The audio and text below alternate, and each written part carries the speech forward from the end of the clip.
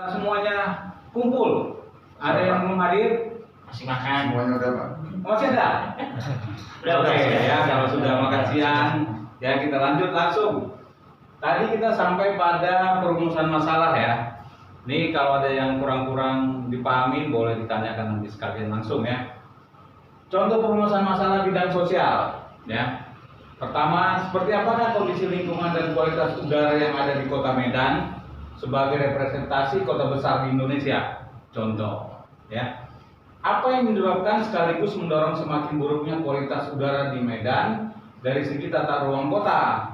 Seperti apa konsep penataan ruang yang dapat diterapkan dalam mengatasi degradasi kualitas udara yang melingkupi Kota Medan? Nah, ini boleh, ini salah satu contoh penelitian di bidang sosial ya.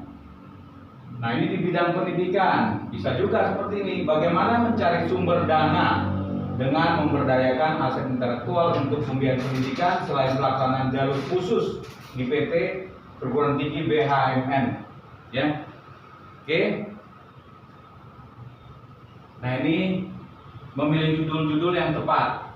Tadi sudah, sebenarnya ini cuma mengulang lagi ya. Pertama, memberikan gambaran yang jelas, tepat dan spesifik ya. Membuat pembaca tertarik mengetahui isi tulisan. Judul juga ini penting untuk membuat ketertarikan pembaca. Mudah diingat dan memancing perhatian orang lain. Usahakan tidak mengandung singkatan dan rumusan. Ini bukan usahakan, tapi tidak boleh mengandung singkatan dan rumusan ya. Itu judul. Kalau kita lihat judul ini tadi, analisis faktor-faktor yang mempengaruhi bangkrutnya swalayan. Boleh ya. Menarik kan? Lah, orang kan tertarik. Apa sih faktor-faktornya? Nah, ini dia yang mau kita analisis ya. Itu salah satu judul. Kemudian kita masuk ke, bisa ya kalau bikin judul ya, gampang. Siapa? Nah, seperti ini. Analisis budaya meneliti pada staf akademik untuk meningkatkan penelitian di perguruan tinggi. Mengoptimalkan pelaksanaan otonomi kampus sebagai alternatif pembiayaan di perguruan tinggi. Mengembangkan penelitian sebagai alternatif pembiayaan sendiri selain pelaksanaan jalur khusus. Mana yang dari tiga ini, yang empat lah sama nih tadi, yang menarik gitu. Kira-kira yang mana? Yang paling menarik menurut saudara-saudara? Dari 1, 2, 3 dan ini, analisis faktor-faktor mempengaruhi bangkrutnya swalayan. Nomor 2, Pak. Coba. Ini, nah ini juga boleh ya. Mengoptimalkan ya pelaksanaan otonomi kampus sebagai alternatif pembiayaan di perguruan tinggi. Bisa. Nah, itulah maksudnya. Coba kita cari yang menarik ya, membuat judul itu menarik. Walaupun semuanya judul itu pasti merepresentasikan isi dari karya ilmiah kita ya. Oke. Nah, ini tujuan. Tadi sudah kita bahas di depan ya. Tujuan penulisan, suatu pernyataan tentang apa yang ingin kita pecahkan di permasalahan itu ya. Bentuk deklaratif dari perumusan masalah yang lebih bersifat interrogatif, dinyatakan dan dengan spesifik dan konkret, hendaknya jelas dan dapat diukur. Ini paling penting. Jadi sebenarnya menulis tujuan penelitian itu sudah pasti narasinya adalah menganalisis untuk menjawab dan menganalisis dan menjawab pertanyaan penelitian, yaitu apa aja pertanyaan penelitiannya. Kalau ada 2 ya 2, 3, 3, 4, 4, seperti itu ya. Inilah tujuan penulisan ilmiah itu. Tujuannya adalah menjawab ya, menganalisis dan menjawab pertanyaan penelitian. Contoh tujuan penulisan: menggambarkan kondisi lingkungan kualitas udara yang ada di kota Surabaya sebagai representasi kota besar di Indonesia. Tadi kan pertanyaannya adalah bagaimana kondisi lingkungan dan kualitas udara di kota Surabaya. Nah, ini menggambarkan. Nah, itulah tujuannya ya. Nah, ini menemukan, menjelaskan faktor penyebab, tujuannya kan. Nah, pertanyaan penelitiannya adalah apakah faktor penyebab yang pendorong semakin buruknya kualitas udara? Itu pertanyaannya. Tujuannya menemukan dan menjelaskan. Oke, sampai di situ ya. Nah, ini kita lihat lagi kebaikan yang muncul ketika tujuan telah tercapai, ya. Ketika tujuan tercapai, apa yang diperoleh? Itulah manfaatnya, ya. Yaitu referensi, biasanya referensi atau rujukan. Kemudian lebih diarahkan pada fungsinya, yaitu sebagai referensi dan rujukan. Ada juga yang sebagai SOP nantinya, mengembangkan SOP. Bisa dari sisi ekonomi, sosial, teknologi, dirasakan oleh khalayak sasarannya. Bisa untuk masyarakat, industri, organisasi, pemerintah, dan sebagainya. Nah, inilah kira-kira bab 1 yang kita bahas di hari ini. Dan sekarang kita masuk pada tanya jawab kalau ada, ya. Nanti untuk bab kedua kita akan pertemuan berikutnya, ya. Kita akan banyak sesi ini untuk penulisan karya ilmiah supaya lebih paham dan jelas. Karya ilmiah itu gampang, mudah, ya, tidak sulit. Oke, mungkin ada pertanyaan? Berarti pembuatannya itu kerangkanya sederhana saja Pak ya, jangan terlalu melebar kemana-mana ya. Ya, itu dia. Seringkali orang membuat kerangka berpikirnya itu rumit, ya. Padahal kerangka berpikir itu tinggal bikin model-model aja. Bisa lagi, ya, kita bikin. Boleh kita buat kira-kira apa? Fenomena apa kira-kira? Pak Hasan, fenomena apa yang biasa dilihat? Atau Pak Torik ini? Nah, Bu Dewi? Ya, silakan. Fenomena yang sering dilihat. Pinjol. Pinjol. Apa kita bilang? Berkembangnya pinjol, ya. Berkembangnya pinjol, oke? Ini fenomena di masyarakat, ya. Nah, kira-kira apa saja faktor? Ini kan dampaknya nih, ya. Nah, kira-kira faktor-faktor penyebabnya apa aja nih? Ada berapa? 2 atau 3? Kira-kira? Kebutuhan. Ya, Pak Bambang, Pak? Untuk kebutuhan. Ekonomi, ya. Ya. Ekonomi. Apalagi? Pak Torik? Bankable Pak. Hah? Orang nggak bankable. Mudah di proses. Oke. Mungkin Pak Dito?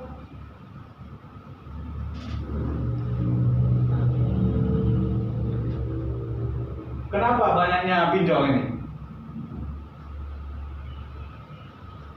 Uang cepat. Mudah diproses. Dari proses. Ya. Itu tadi Pak Hasan udah jawab. Bu ini, Mudah proses. Bu Dwi, Bu Handayani. Ayo, siapa? Kira-kira. Nah, ini prariset boleh menanya ke masyarakat, ya. Misalnya dari sumber yang telah melakukan, bisa diwawancara dulu. Bapak apakah sudah pernah mendapatkan uang dari pinjol? Nah, sudah. Kenapa pakai pinjol? Nah, itu dia akan bilang. Gaya hidup. Berapa? Hah? Gaya hidup. Gaya hidup. Gaya hidup. Hedonis, ya? Itu. Boleh. Atau hedonis. Apakah ini berpengaruh langsung? Ya kan? Itu kita mau analisis. Ada lagi yang mengatakan, oh ada ini level sosialnya Pak, katanya kan bisa, tinggal menambahkan. Nah, inilah yang namanya kerangka berpikir tadi, ya. Tetapi kalau dari karya ilmiah ini harus kita lihat, adakah orang yang menyatu buku atau statement yang mengatakan ekonomi, kebutuhan ekonomi mempengaruhi berkembangnya pinjol. Lihat nanti literatur, ya, literatur tentang ini. Nah, inilah yang nanti kita akan bahas. di pertemuan selanjutnya. Misalnya ini menjadi hipotesis 1, hipotesis 2 ya. Nah, ternyata dia ada 3 hipotesis, pertanyaannya pasti ada 3 ya. Tapi ada lagi mungkin ini berdampak Pak. Apa dampaknya lagi? Tingginya tingkat bunuh diri. Mungkin. Benar nggak? Kan gitu. Ini yang mau kita bahas ya. Jadi bisa saja berkembangnya pinjol meningkatkan pertumbuhan tingkat bunuh diri ya, bisa. Ini bisa jadi H1, 2, 3 Apa meningkatnya perceraian? bisa, silahkan aja itu kan nanti, tapi itu kita analisis, nanti kita buktikan dengan statistik. Jadi kan sederhana, yang penting buat modelnya dulu ya, buat pendapat ahli siapa yang mengatakan ini ya, siapa yang mengatakan ini kan banyak ya. Nah kemudian buat hipotesis 1, 2, 3, 4, nanti kita tinggal teliti di statistik, sederhana kan, nggak usah sulit-sulit memikirkan hal yang begini ya. Oke, mungkin Pak Hasan udah dari pertanyaan, ada lagi yang lain, pertanyaan yang lain atau sudah paham atau gimana nih? Suruh Pak, nanti dilanjut lagi Pak. Oke, kalau Pak ini Pak Topan, Pak Ali Topan, ada pertanyaan? Pak Basari? Oke, Oke, ya. Jadi pertemuan ini mungkin sudah memberikan wawasan ya, untuk paling tidak di bab 1 ini bahwa penulisan ilmiah itu sederhana, yang penting mengikuti kaidah-kaidahnya dan berbeda dengan penulisan jurnalistik. Penulisan ini harus divalidasi, yang tadi ya kita udah bahas. Jadi tidak sembarangan membuat statement, tetapi harus ada dasarnya. Itu saja perbedaannya. Tetapi metode nulisnya sederhana, tidak perlu rumit, singkat-singkat saja, yang sederhana dan menarik ya. Mungkin itu pertemuan kita hari ini. Ada lagi yang mau ditanyakan? Kalau ada, masih ada waktu 1-2 menit nih sebelum kita akhiri pertemuan ini. Gimana? Bu Dwi? Wah, ini yang perempuan diam semua ini. Pada paham kayaknya ya? Oke, yang wanita pada paham. Oke.